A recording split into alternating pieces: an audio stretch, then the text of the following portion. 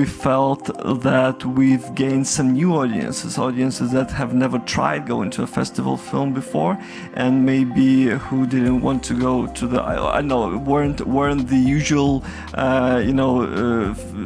theater goers in the normal times, and now they had an option to try something new online, and it was an easy first step for them. So, which is why we opened up to some new people, and for them it was a first festival experience in a way.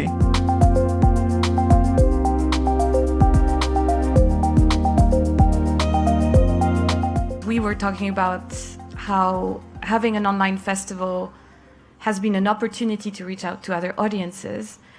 Do festivals want to keep this? Do you want to keep this? Do you see it as an opportunity?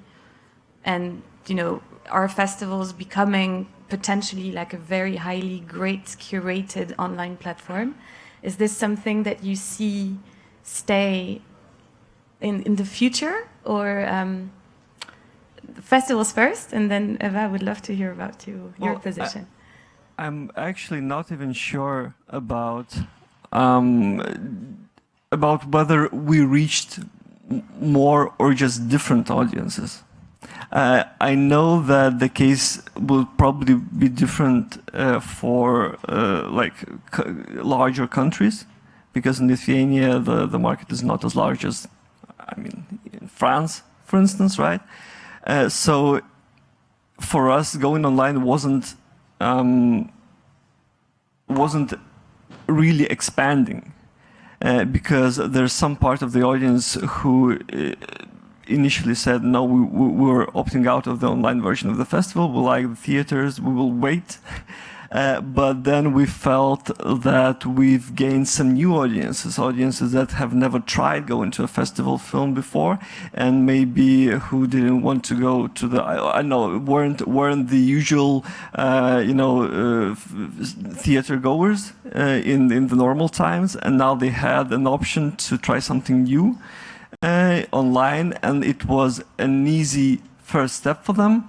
So, which is why we opened up to some new people, and for them it was a first festival experience in a way, which meant that we had to rethink even how we communicate films, because obviously for the new, fresh, green, audience, seeing something very hardcore art house might be very challenging, which is why we saw a growing that some easier films have been more popular than the harder ones, which is not always the case in the physical situation. So if this is true, if this insight is true, if we did reach audience that have not been going to the festivals before that, we would think that one of the good things and the things that would like to stay in terms of online would be that,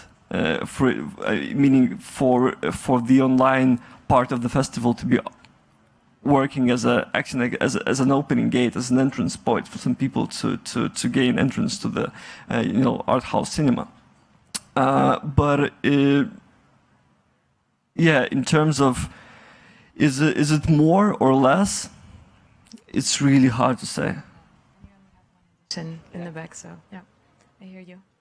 Catherine, would you well, like to I hope not that it's going to stay, actually, because our DNA is not being a streamer, but we strongly believe in the cinematic experience, though it did give us many new impulses. You rethink the whole festival idea, and hybrid also means not just to copy paste a one-on-one in the digital world, a festival. You need to really rethink the things you do there. And I think online works if there's only online, but for hybrid, the people prefer to go to the cinemas, and that was our experience with it. The online festivals in Germany, they did pursue a lot better than the festivals that only went hybrid. In our case, maybe it was also because we didn't really push and force the hybrid element or the online digital element. So that's the way it was there. I think what will stay, what we learned is in the B2B section that we will include more hybrid elements, also to have an answer on the challenges of the ecological footprint we do there. And what I could imagine also is you can curate more, you can give some bonus material maybe in a CD to do filmmaker retrospectives, and that the people can discover other worlds or other works of the filmmakers in the digital world. I very much agree with what Catherine said about that you cannot just copy-paste the physical experience into an online world, because if you just think about it, the danger is that either of these can become like a wooden leg, you know, that you don't need. Either it's an online in the hybrid edition, which is like a safety net, you know, and you don't really care about it. Or you push too much into the online and then the physical is like lazy. So the main challenge, I think, now in terms of thinking of how to integrate the online into the festivals is how to do that in a meaningful way. Thinking about online not as a copy of a physical world, but rather a different tool which might be useful or it might not. For instance, one of the things we were talking about is that there are people who would love to go to the cinema, but they cannot during the festival for some reason. Either they're sick, which in COVID times is a natural case, or they have kids, or they live in a different city and cannot travel, they're not mobile enough. So reaching those people would be a very, very useful things. But then what do we program for them? Do they have all the access to all the films? Or do they have access to just one of those? Because we need to, you know, it's not cheap to copy the festival online. So we have to think about who this audience are. A whole bunch of questions needs to be answered, but I do think that it can be, you know, if thought about in terms of how to do it meaningfully, it could work. I think it's a couple of questions. I mean, I think you can kind of copy the festival, but only once. Like if you do it as a special thing and you have to shut down and then you go online, then okay, this is fine. And your audience will probably, you know, take that in. But if we're in this for the long run and we want it for it to stay, then this like just has to be different programming. We've heard from festivals a lot about, you know, also what Dmitry said about the audiences that cannot go to the cinema, which is like kids, but also families and older people. And in terms of geo-blocking, for me, it's really not about reaching new audiences on the other side of the country. It's more about reaching the audiences that are actually around, but are not the audiences that can come to the cinema. But in terms of moving forward, I have to say that every film is different, and not for every film we could do a hybrid festival, and also not every director and not every producer is happy to do it. And some films are just films that really work so much better on a big screen. And I mean, even from my own perspective, I noticed that I watched really different films in the online editions of the festivals than I would in cinemas, you know, if I would go to a festival physically.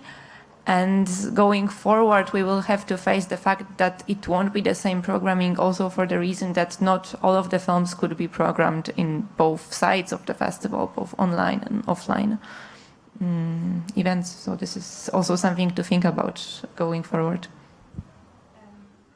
What you just mentioned about the kind of bonus materials is like,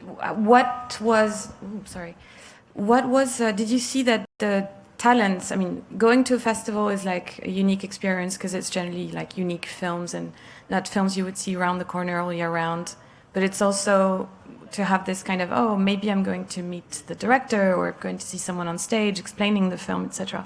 Did you find that the talents participated quite a lot on that to, you know, the edition that you could put together? Like, is it something, and maybe with David, like, is it something that the festival needed to, you know, obviously curate, integrate, like, and how were there Q&As online? Maybe people just don't know what's been going on and what worked I'd love to hear from your experience this year.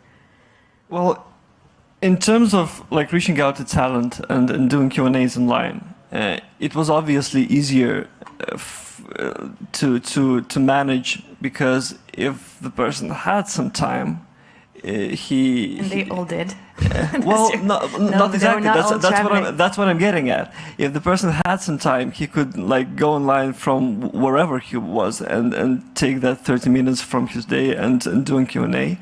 But then, since everyone started going online, especially in the second half of the year, there was an overwhelming like demand to attract talents to doing Q&A, especially for the larger films, which we like had with sweat from these guys. It was impossible, so we had to think about stuff like maybe to record it beforehand. But when you record it beforehand, okay, you have an unique interview, but then it's not it's not an engaging one, because an experience. It's not an experience. It's not going on online. So how do you manage that? There's a lot of, it sounds very good on paper, because people can go online from anywhere in the world, and I think it is a good thing, especially for some industry events and stuff, the workshops, some conferences and stuff, where people like are very dedicated and they seek out the very particular content you're offering them. But in terms of like this engaging bonus content that is for a larger audience, it's even sometimes difficult to like get people to turn on their Facebook feed to do the Q&A, and then initially what you're doing is you're recording it, and the numbers are getting larger after that. So then why do a live interview? A lot of questions. Again, we experimented with each of those solutions. We will continue to do that, because sometimes it's impossible to have a person on site, and you still want to talk to them. I mean, as a programmer, I just want to see what's the thinking behind the films, and so on and so forth. But yeah, it's staying, I think, but it's not as easy as one might have thought.